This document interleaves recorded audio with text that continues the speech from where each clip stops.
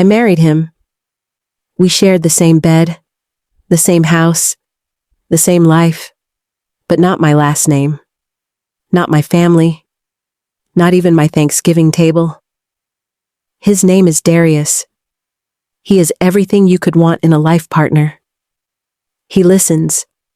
He remembers your boss's name and your coffee preferences. He reads poetry, but never posts about poetry. He doesn't need attention to know who he is.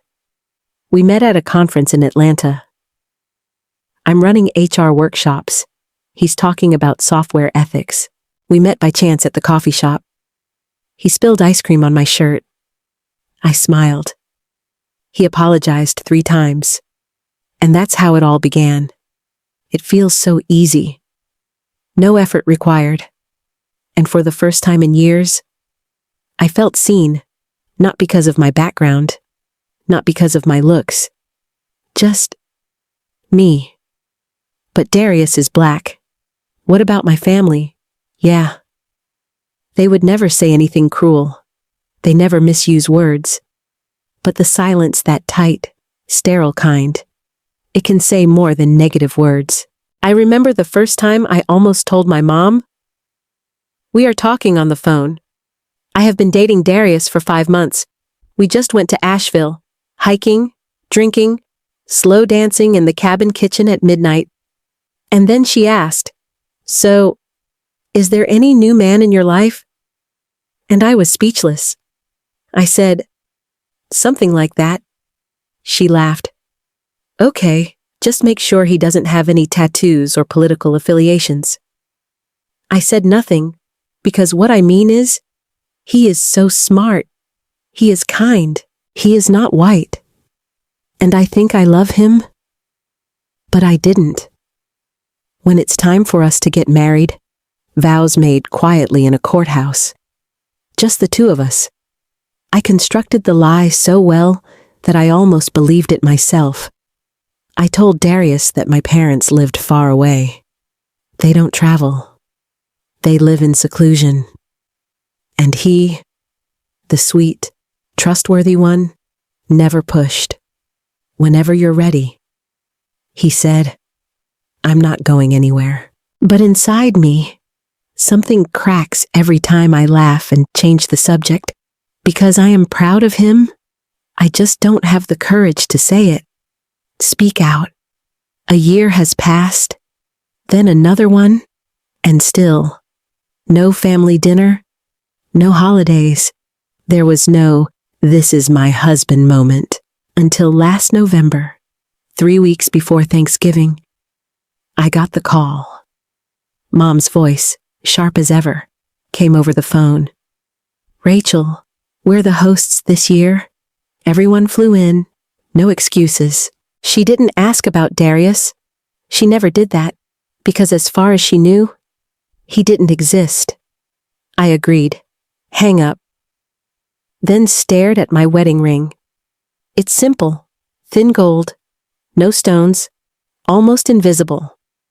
I took it off, put it in the drawer, and tell Darius I have a business trip in Charlotte, consecutive meetings, no time for family. He believes me, because trust, real trust, is blind until it bleeds. On Thanksgiving morning, he made me coffee. The suitcase is packed. Kiss me on the forehead. Say, "Text me when you land, and tell your mom I said hi." I nodded, smile, lie again, and drive 4 hours west to my parents' house. Everything was so normal. Turkey, pie, matching napkins, same canned cranberry sauce, factory sliced. My mother's house hasn't changed since I was 16. She did not expect anything more. I laughed along. Avoid eye contact. I feel my chest tighten every time someone asks, "So, are you still single?" I almost told them. I almost stood up and said, "Actually, I've been married for 2 years, and he's amazing, and he's black, and no, that doesn't need explaining." But instead, I poured more wine, eat more in silence, and as my mother raised her glass to toast to family, to tradition, to what we know and love. I raised my glass and swallowed the lie. That night, I sat alone on the porch. The cold Tennessee air blew against my skin. I checked my phone. A message from Darius. Miss you. I hope your mother isn't too hard on you. Can't wait for the day we sit down at the table together. I stared at those words, and my throat closed, because I know something he doesn't know. Someday, it will not come. It's not that I don't love him, but because I love their approval then. He brought flowers. He carries a smile. He brought his whole heart with him, but he didn't know I took the ring off. Thanksgiving dinner ended around 9 o'clock. The premature ending made it clear that no one wanted to have deep conversations, just dessert and polite goodbyes. I stayed to help clean up. Not that I want to, but because I'm not ready to face my reflection in the mirror yet. Mom poured herself another glass of wine. Sit at the counter. She watched me dry the last plate. Then she said calmly, as if it were just a family update, "We are glad you came here alone this year." I stopped. She kept going. "It's just easier. You know, after all the work we've put into your image, at the company, at the club, we're not trying to judge your life. We just don't need surprises." I said nothing, because the words I wanted to say would break the crystal in her hand. She smiled at me as if she had just given me a compliment. "Afterward, you were always a good person. The one who never needed attention to make noise, and that's it. That's the box they want me in. Pretty silent. Listen, white is acceptable." That night I slept in my childhood bedroom. Same bed, the same posters on the wall, empty feeling in chest. I checked my phone. No new messages, no missed calls. There was only one photo Darius had sent earlier of him standing at the kitchen counter, holding a cake he had just baked. Title: Save one for me. I always steal the first piece anyway. I stared at that picture for a long time, and in a split second, I almost texted back, "I'm not where you think I am." But I didn't. The next morning, I woke up late. The house was bustling with preparations for brunch. I make coffee for myself, lingering in the corner of the kitchen, pretending to be part of something I hadn't been a part of in years. Just then, the doorbell rang. The doorbell rang twice. Fast. On purpose. My mother wiped her hands on a towel. "Can you have that, honey?" I opened the door, and there he was. Darius, standing on the porch with the sun in my eyes, flowers in my hands, and that smile, the one who always melts me. He told me, "I am safe with you. Someone I don't deserve." "Hey," he said, cheerfully. "Surprise?" My mouth opened, then closed, then opened again. "I thought you were in Charlotte." He held up the flowers. "The flight was canceled at the last minute. I thought I would come instead. I wanted to say hello to your family at last." His voice dropped to the low tone men used to speak when they were both anxious and hopeful. "I think maybe it's time." My heart sank. I didn't say a word, but someone else did. Behind me, in the kitchen, my mother, Rachel, who's at the door, and then she appeared. Darius heard her voice. See the kitchen, table, wine glasses, empty cake plate, and then he saw my hand, just one, no bell. Her eyes turned towards him. Then it was me. Then she said loud enough for him to hear, "Is it the person in the office?" He looked at me, not out of anger, but more clearly, a slow and terrible realization. And I did not stop her. I don't say his name. I didn't take his hand and say, "This is my husband." I was speechless. And that's the worst part. Not a lie, but silence. He nodded, still smiling, but the smile was broken. "Sorry," he said, stepping back. "Wrong house." He left flowers on the porch. "Come back." And leave. I don't follow him, not because I don't want to, but because I didn't know how to fix something I spent years pretending it didn't exist.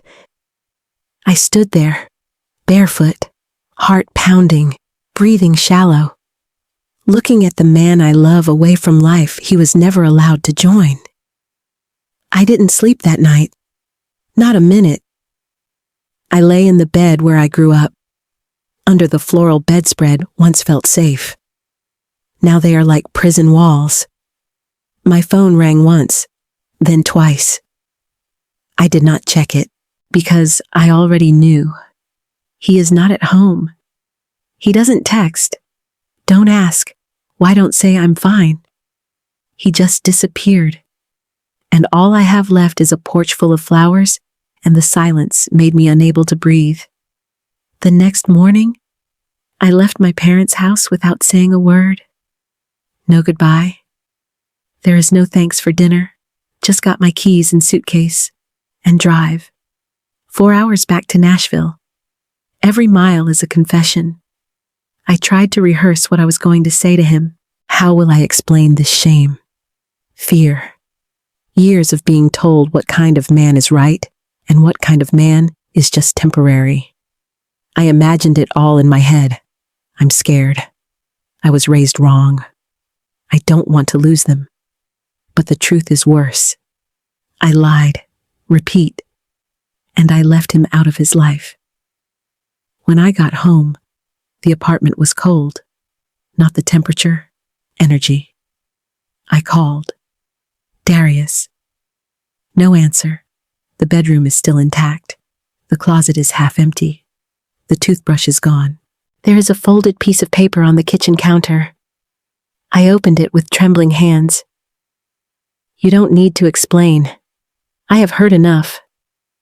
I just wish I was someone you could be proud to have as your wife. I deserve to be loved completely." I read the notes again and again, until the words started to blur behind the tears. He didn't scream. "Don't slam the door. Don't accuse me of betrayal." He just left, and in that quiet departure, he spoke the truth louder than I ever could. I sat down on the floor, right in our kitchen, leaning against the cabinet, knees drawn up to chest, the folded paper still in hand, and I cried. Not the pretty kind, the kind that makes your chest heave, that makes your throat sore. It makes you wonder how you'll ever breathe again, because he was right. He deserves to be loved in the sunlight, holding hands in public, with family dinner. There is an introduction, with truth. Instead, I showed him a version of me that only existed behind closed doors. I always told myself that I would protect him. But is it really I have protected? From awkward conversations, from being a disappointing daughter. When I heard my mother say, "I told you so," I think I'm keeping our love, keep it safe from judgment. But what I really did, make him feel like he's a secret. And no one deserves that, especially the man who taught me what true love is. That night, I curled up in bed alone. The pillow still smells like him, like lavender, cedar, and the life we have built. I did not sleep. I just stared at the ceiling and count every time I can proudly call his name, and did not. The next morning, I texted him, "Please come home. I'm sorry. I'll explain. I love you." No response. I called. Go straight to voicemail. I sent the email. Silent. He's gone. Not out of anger, but in dignity. He did not punish me. He just chose himself. And in that moment, I understood something that no one ever taught me when I was a kid. Love is not just about who you choose behind closed doors. It's the person you stand next to while the whole world is watching. 3 days have passed, and still no news from Darius. His phone remained silent. His inbox is unread. His wardrobe untouched. I stopped checking the door. No more holding your breath every time the elevator dings, because deep down, I know. He's gone. It's not that he doesn't love me, but because I don't love him enough. By the 4th day, I had finished packing, not for him, to me. I got in my car and drove back to the place I had avoided all my life, my parents' house. Same paved path. The hedges are trimmed the same. Same doormat said, "Bless this house, though it never blessed my truth." Mom opened the door, looking surprised. "Rachel, I don't wait for permission." I walked in. She followed me into the kitchen. "Is everything okay?" she asked cautiously. It was like she knew something was going to happen. I turned to face her, hands shaking, voice calm. "I need you to listen," I said. "No interrupting, no rolling your eyes. Just listen." She nodded. I took a breath. And for the first time in years, I told the truth. I have been married for 2 years. She blinked. With a man named Darius. Pause. He's kind. He's amazing. He loves me in ways I didn't know I needed. He's also black. And the reason you've never met him isn't because he wasn't right for me. It's because I was too scared to tell you. She opened her mouth. I raised my hand. "I'm not done yet. I didn't bring him here because I knew how you would look at him. Because of all the comments you've made over the years, the jokes, the silence when a neighbor has a mixed-race child." I heard. And I learned to hide. I stepped closer. But I'm not running away anymore. I no longer choose comfort over truth. And I'm not going to pretend that your love isn't conditional anymore.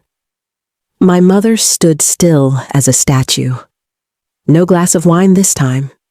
No dinner party. There is no audience for the performance. Just me and her. And the words she never thought I would say. I lied to the man I loved. I continued. I looked him straight in the eye and said my family didn't want to see him because we were busy. Not because we are biased. Not because we were afraid of what the neighbors would think. She opened her mouth again. "Rachel, honey, it's not like we stop." My voice was sharper than intended. "But I'm not sorry. Please don't take this as a concern.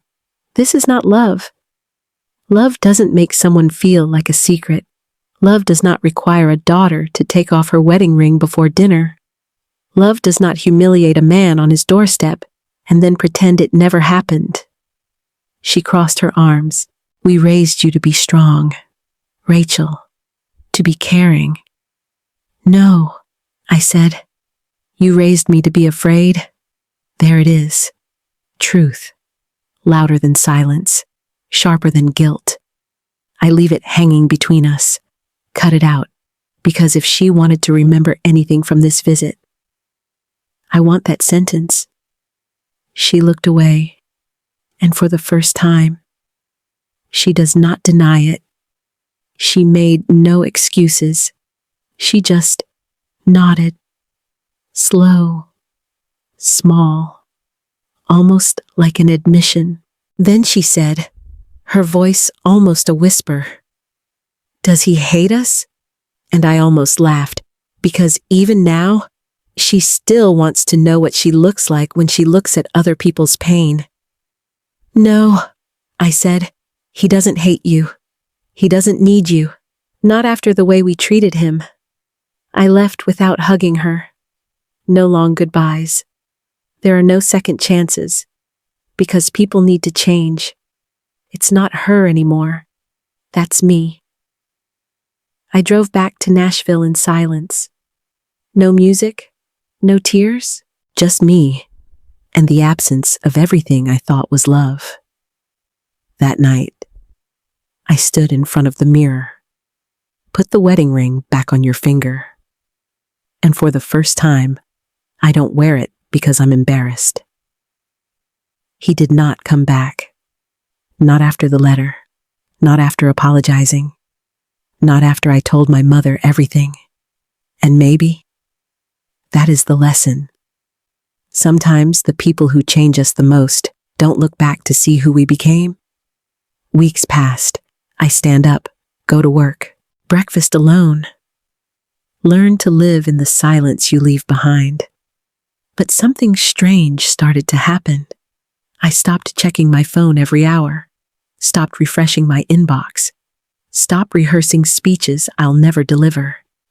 Instead, I started breathing again. Not that I'm over it, but because I finally understood what he meant when he wrote, I deserve to be loved completely. That is not a requirement. It was not a guilt trip. That is the boundary. And he respected that, even if I can't. One Saturday, I walked into the kitchen and saw the plate of cookies he left behind. The dish he makes for me every Thanksgiving. I'm almost done packing, almost hid it in the back of the cupboard. But instead, I cleaned it, dry it, put it back on the counter. Not a monument to sin, but again, that love is not always noisy, but it should never be hidden. Spring has come, gently and slowly. Just like the healing process always happens, I painted the bedroom, donated clothes that I haven't touched since he left, buy a new lamp for his reading corner. But I never changed the chair, because it's his. And not everything has to be erased to be healed. One day, I received a letter, not from Darius, from his sister. She saw the post I shared online, a photo of a cake plate, captioned, "Some absences create opportunities for growth, not regrets." She wrote, "He's fine, quiet, stable, stronger than ever. He told me he hoped you would do the same. He doesn't need an apology, but he hopes you will forgive yourself." I thought about that saying for a long time. Forgive yourself. I think healing means being forgiven. I think that means finding a way back into someone's life. But healing, still moving forward, even when no one is looking, even when no one claps. Now, I wear my wedding ring on a chain, close to my heart. No shame, but like memory, not of failure, but love required me to rise up. I'm not telling this story to win him back, not to rewrite the ending. I tell that because somewhere out there, a woman hiding her truth in the name of keeping the peace. And to her I said, peace is built on silence one day will collapse under your feet. Some stories don't end with a reunion. They end with a realization. Love is not always about holding on. Sometimes it's important to let go. Gently, honestly, and maturely. Rachel's story is not just about shame or family. It's about the silent hurt of hiding who and what we love. And that silence echoes long after those we lost are gone. Maybe you have loved someone in secret. Maybe you kept quiet to keep the peace. Or maybe, like Rachel, you realized too late that some choices cannot be changed. This is not a story about blame. Here is a reminder: you deserve to be loved completely. And the people who love you deserve the same. If this story resonates with you, please like it. It helps more women find stories that reflect their truth. In the comments section, let us know. Have you ever hidden someone you love from them because you were afraid of being judged? Don't forget to subscribe and click the bell icon so you won't miss our next story. She didn't know I was recording, and now I have proof. Sometimes silence hides lies, but sometimes just one recording can change everything.